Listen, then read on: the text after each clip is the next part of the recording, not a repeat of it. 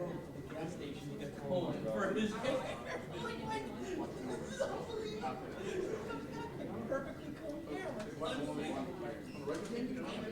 a slam. It wasn't like I had an hour. A half hour, 35 minutes or so. I'll shoot each other stand up. He bangs out mine, one takers. I turn around and hold on. He's putting on his makeup. I'm like, what happened to you? What happened? He's big market, Mike Listen.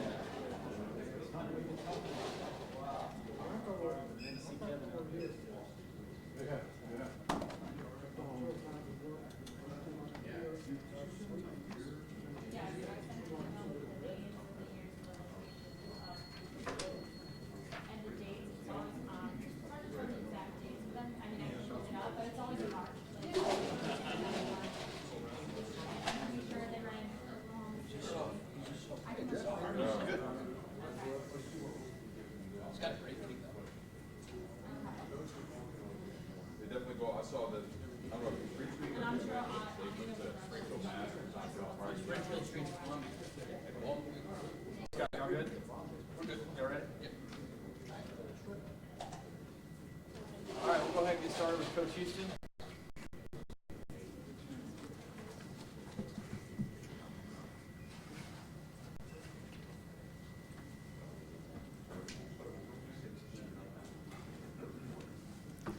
Thanks to everyone for coming back out this week, and obviously a very enjoyable weekend for the Bulldogs this past weekend at home in Johnson Haygood Stadium, and very pleased with the way our team competed and played Saturday night against Western Carolina, and really excited about the support we got from the core and the fans that were here. I thought it was a pretty electric stadium on Saturday night, and fed off of that. So just a great night. Obviously, there wasn't a perfect game. We made several mistakes that we've been able to go over and film and look at, and that's really encouraging, because to play as well as we did and still see lots of room for improvement, I think shows that we have not come anywhere close to peaking early in the season, and that's what I shared with the team, that we want this to be the beginning of a climb towards our ultimate goal at the end of this season. So defense played very well against Western Carolina. Mitchell Jeter kind of stood out with two very crucial plays on the night. The fourth down play in the first half, fourth and goal from the 1 or 2 yard line, where he breaks through and hits Trez Newsome for a loss, was, I thought, kind of a tone setter for the night. And to be able to limit Western to 3 points, even though they got inside our 5 yard line twice in the first half, I thought that was said a lot about how our team came ready to play on that side of the ball. And then overall in the night, especially after last year, the way we struggled up there in Cullowhee defensively, to come out and to be able to limit Troy Mitchell the way we did Saturday night, and to be able to limit them to 10 points on the night overall as an offense, I thought was a pretty outstanding performance. So give a lot of credit to our players and our staff that put together the game plan for Saturday night, for their performance there. So offensively, pleased with the way we played. I thought we improved from the Davidson game, and not everybody may say that just looking at it from the stands Saturday night, because we did have had a couple of turnovers and had a couple of others that were close. But really, you're playing against such a step up in competition defensively. We saw a lot more speed, a lot more size, and so we were tested more. And so the reason I say there was improvement there was because I thought our offensive line played very well. I thought they improved on their performance from the Davidson game and really dominated the line of scrimmage all night. And that was, especially in the fourth quarter, that really showed up and stuck out. Important for us to start the Southern Conference play 1-0. To get off to that kind of start in league play. It'll be about 3 or 4 weeks before we play another conference game. So, we'll be right there for a while. especially also to win a conference game the way we did, to play with the physicality and the intensity that we did, which is what we want to bring every Saturday night. So to get that win that way was, was very pleasing. We take a step out of conference play this week as we travel down to Statesboro, Georgia, to take on former Southern Conference foe, Georgia Southern. Georgia Southern is the defending Sun Belt champion. They went undefeated in conference play last year in the Sun Belt. They're coming off of a 43-17 win over Western Michigan this past weekend, and they get their starting quarterback back. It's quite a challenge we're going to see this weekend. For our players, it won't be quite like playing South Carolina though. They are FBS. They've got 85 scholarships. They've got double or triple our athletic budget. But it's also a team that a lot of these guys have played against. Several of them have experienced a win against. So it's a game where they're not going to be uncomfortable going down there and playing in that stadium. So. But at the end of the day, Coach Fritz has done an outstanding job there since he got there. Last year was his first season there. They return a lot on both sides of the ball. They did graduate a few offensive linemen up front, but you sure can't tell it looking at the film. I mean, they are absolutely huge up front. Their running back, Matt Breida, I think he led the nation in explosive plays, over 50 yards last year, and that's all Division I. I think NFL.com has him ranked as the number 5 skill player draft eligible this season. I think he's still an underclassman. So he's an outstanding talent, one that we'll have to contain. Their other running backs are very talented also, so I don't think there's much of a drop off when some of the younger guys come in there. Kevin Ellison, the quarterback, is returning, outstanding leader. He's a redshirt junior. Very experienced, played very, very well last year. We watched the Georgia Tech game this morning, and watching him there in a game that was very, very tight and went down to the last possession. I just think he's a poised competitor and obviously the leader of that team. Favion Upshaw, the quarterback that has been playing the first 2 games, is no slouch either. I mean, he played very, very well last week against Western Michigan. So they obviously have a lot of talent there on the offensive side of the football. Defensively, they look the same. Very big up front, 310 and 330 interiorly. And then, their stand-up players run very, very well. They will be comfortable playing against our style of offense because that's what they were running there before Coach Fritz got there. They're still a downhill run team, so I don't think it's a deal where they'll be, uncomfortable playing against, a heavy downhill run offense like ours. We got our work cut out for us. All that being said, coming out of the first 2 weeks of the season, I feel very good about where we are as a program. I feel really, really good about where we are with our roster and just their mindset and the way they've bought into the way we practice, the way we prepare, our expectations on game day, the way we perform. And I love the way we're playing right now. We're playing with a lot of confidence, a lot of energy, a lot of emotion, a lot of unity. It's not there's not really one phase or one side that stands out above and beyond the team. And I think everybody has that team mindset right now in the locker room. So I think we're in a good place, and I think we've got a big challenge ahead of us. And I think it's one that all of our program is very excited about going down and being a part of, and we look forward to game day on Saturday. With all that being said, any questions from the media? Coach, it seems like this team, just in 2 weeks, you guys have big play capability.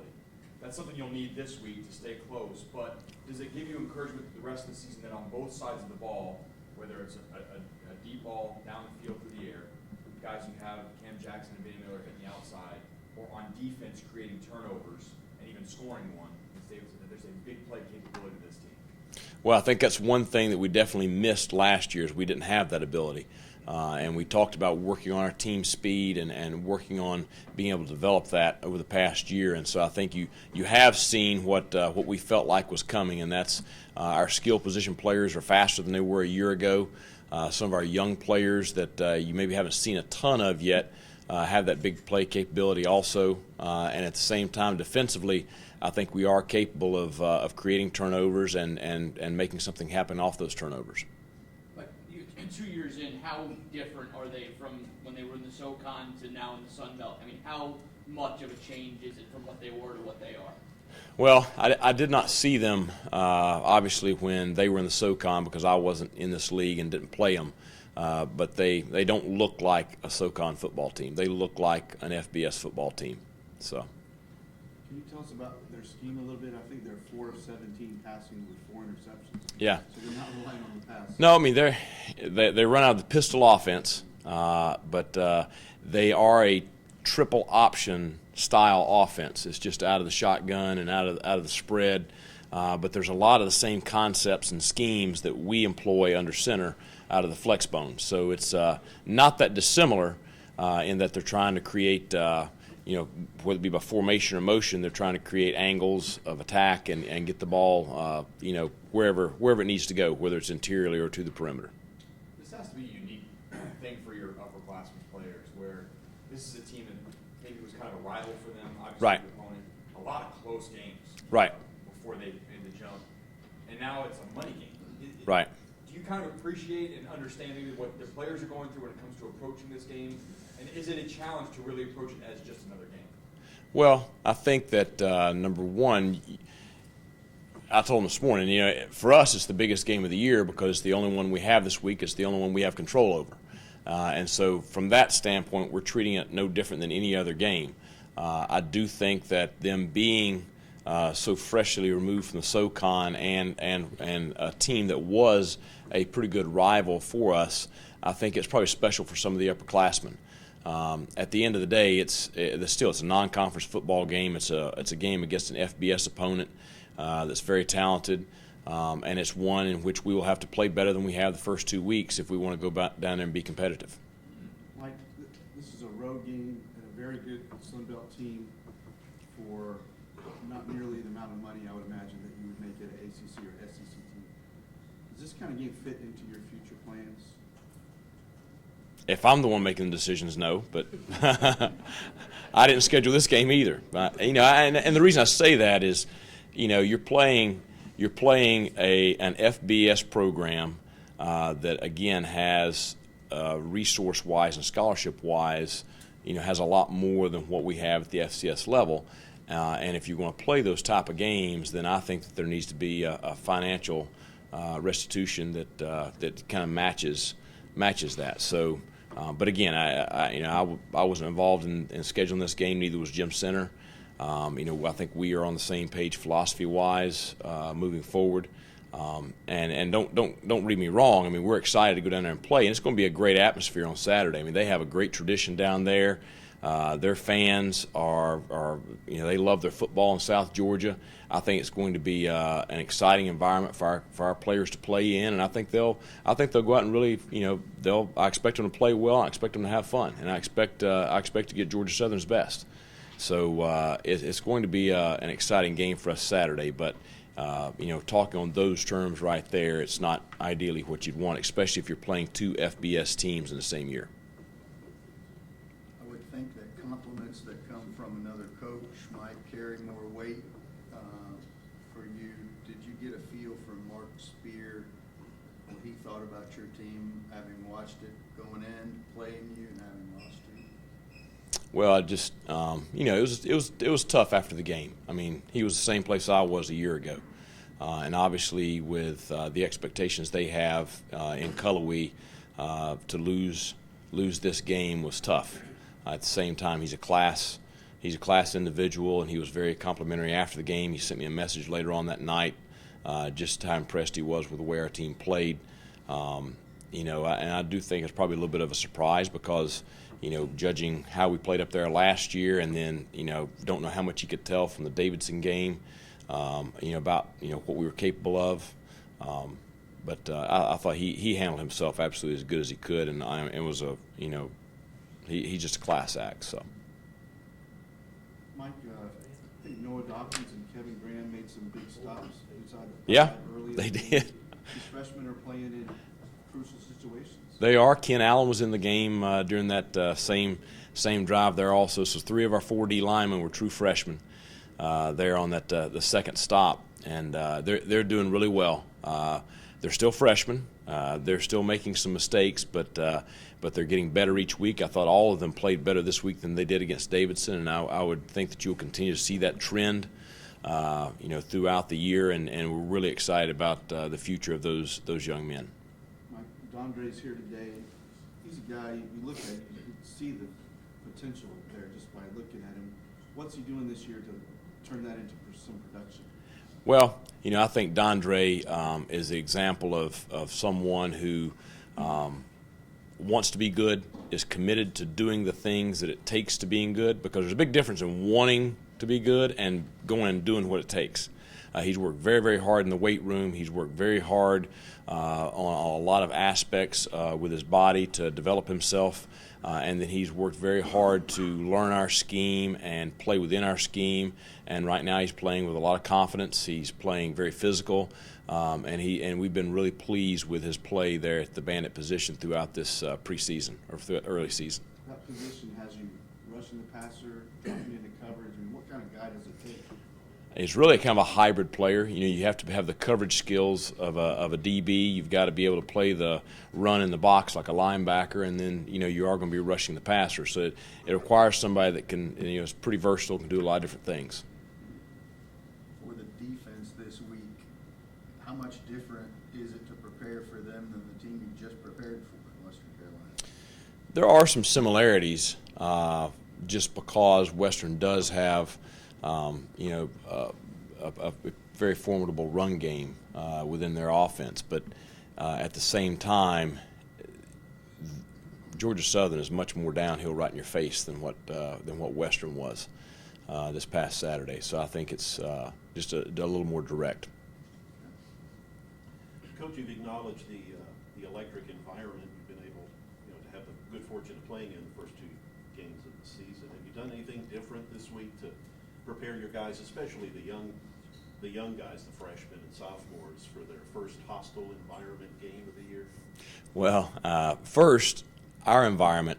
One thing I do want to point out. I think Captain Gino Peluso has done a great job of trying to rally the core and the football team together with some things that we've done here on campus in the last. Not quite year, but starting last spring and throughout the fall, and so I really I thank him for a lot of what he's doing there to help get them behind us, and I really appreciate their support Saturday night. My hope is that you could see our home games turn into an extremely hostile environment for opposing teams, and I think the core has that potential. Now going down to Georgia Southern, I don't know how much you can prepare a young group for that. Our older players know exactly what it's going to be like. The freshmen, the only way you can prepare them for it is you can talk to them about it, and then they just got to go do it. So they'll be prepared the next time they go into a hostile environment. But it'll be for me. I think I'm gonna approach it. It's gonna be a fun experience for our guys. For the second week in a row, you had a play on the field involving a hit that got everybody buzzing, talking a little bit. This time it was Floyd on the other side of the field. How the first week? So what did that take us back to that particular play? What did that mean in the scheme of the game, and what did that do for the momentum on the sidelines?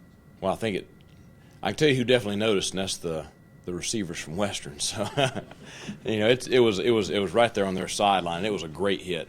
It was textbook. It was clean. It was powerful, and really kind of electrified the fans and of course our players. But it's also what we expect. He was at the right place. He made a great break.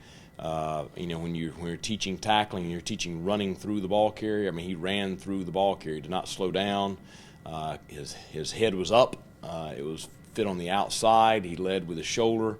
It was a great hit. So, but certainly that kind of caps the night as a whole for us, and that's we wanted to play very physical Saturday night. And I think our team overall, that's one hit. If you look at the body of work of our team, I thought we played very, very physical at the point of contact Saturday night. Mike Kim looked really good. It is 5 or 6 touches. Does he need more? Well, I think each game you can't go in and say, in this offense, and say, this guy is going to get X number of touches. Obviously, he was very productive with the touches he got, and there are going to be games where he's going to get 15. There are going to be games where he's going to have 5, and it just depends on what the week is and what the defense is presenting to us. I do obviously think that he's going to be someone that's very involved each week and very productive for us when he has the opportunities. Was that Western Carolina game a tone setter that you could just put a team away that's a really good team? I mean, was that the kind of thing where you didn't need a close game, you didn't need overtime or anything like that, you put away a really good team? Is there a different tone in the locker room, a different mentality in the locker room after that? I think certainly there's a lot of confidence that we can play with anybody in the Southern Conference, and that as long as we do the things that good football teams do, we control what we can control, and we stick to being what we are. I mean, we had 2 penalties Saturday night. We had a couple of turnovers, which we don't want, but we won the kicking game. We won the time of possession by over 10 minutes. If we can do those things that good football teams do consistently and then play with that kind of physicality and intensity, then I hope that what you saw Saturday night is something that's going to become a regular occurrence when we play each Saturday. You mentioned before about kind of what it's supposed to look like when things are going well for your ball club. Third quarter, mid-third quarter, and particularly in the fourth quarter. Game might be close, but at that point, maybe you've thrown enough punches to wear them down, and that's when you take off. That looked a lot like that. And that's, to be honest, that's what we've been accustomed to. It's what I've been accustomed to. It's where teams at Lenore-Rhine, that's the way we finish ball games. We had a lot of games that were close at the half, and we were pulled away late because we were able to wear teams down on both sides of the football. So that's the way it's supposed to look. But the other teams have a lot to say about that too. So, the only thing about Saturday night, if we could have finished off the last drive right there at the end, stuck that last one in, I think that would have been the perfect ending to the night instead of giving them the ball back to have one more shot at us. But overall, the third and fourth quarters was what we wanted. Anything else? Okay, so next up is Dondre Copeland, a redshirt junior from somewhere down there in South Georgia. Doran, Georgia. Doran, Georgia. All right, we'll go questions for Dondre. Is this a unique situation for you as a player when you're used to what they were, Georgia Southern, the SoCon team, a rival, close games, to seeing what they are now, Sun Belt champion, FBS program? Kind of a unique situation for you as upperclassmen? I think it is because it's always been a tight game when we play against Georgia Southern, and we get to see what they are now, and they also get to see what we are now. For you guys, I mean, do you look at this as a money game? I mean, how do you put that out of your head that it is a money game? It is what it is against an FBS team, or do you still see them as kind of a SoCon team? Do you see them as kind of a team that you competed on a level with fairly recently? I mean, they are an FBS team, but like Coach said, we see this as the biggest game because it's the only one we have this week, so that's the way we approach every game.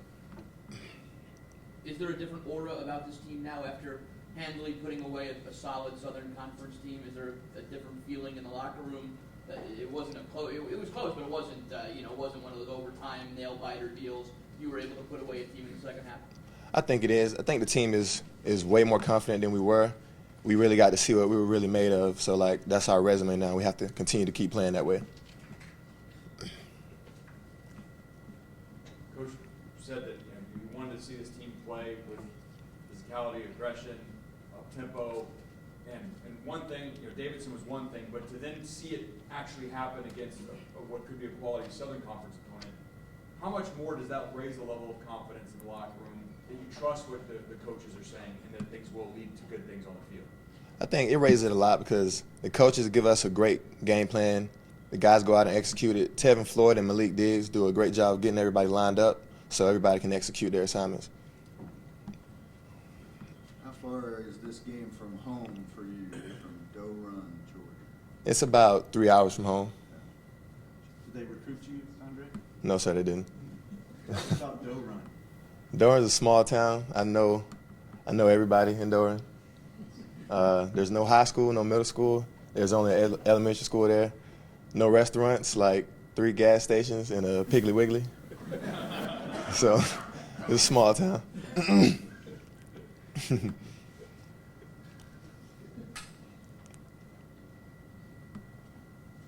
else? With Mario Cooper on the team, you know, he's got a lot of experience being with South Carolina State, but you know, you've been on the squad. How have you two playing the same position? How have you two helped one another this year? We helped each other a lot. He actually, when he came down, we lived together over the summer, so I got to know him really well, and I think he brought a lot of confidence to the team, and he raised like the level of play that D. Delaney plays at now, because he brought another level of competition for D, so D had to raise his level, so it just made the defense a whole lot better. All right. Thank you. Bring up Jory and Jordan now.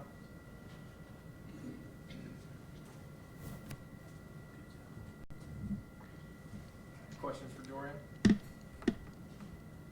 Jordan, that was an unusual way to score a touchdown. Yes, sir. Tell us about that play. Well, it all goes back to practice. That's how we practice. When somebody fumbles in practice, we all get on the ball, no matter who fumbles. If Vinny was the fumble in practice, it wouldn't just be Vinny that gets on the ball. It'd be anybody. So I was blocking, and then I just saw the ball and saw opportunity to contribute to the team. So I hopped on it. You guys seem like you have a big play capability this year on offense, and just curious if that's something that you've seen develop through preseason, or spring practice, preseason, and then I guess maybe how reassured you are that you've seen it in the first 2 games that you guys have the capability on offense, whether it's guys running the ball on the outside or downfield right through the air. Well, this year it's a lot more aggression on the field. From the quarterbacks to the linemen to the receivers to the A-backs. And when we're clicking, we're all clicking. So I see a lot more confidence from everybody on the field, and it brings the level of play and aggression towards everybody. So And I would imagine you guys need big plays this weekend if you're going to stay in this thing because of what Georgia Southern is. How do you game plan offensively, knowing you still want to stick with what you are as far as controlling the ball against a FBS program, but there's still that need for big play capability, I would think. just doing the little things right, from the snaps and the route running and the cut blocks. Just to beat a big team, you have to be very technical, and I think that since we've played the first 2 games, we've become a very technical team. Although we have put the ball on the ground a few times, but we're becoming more technical, and that helps everything along the way.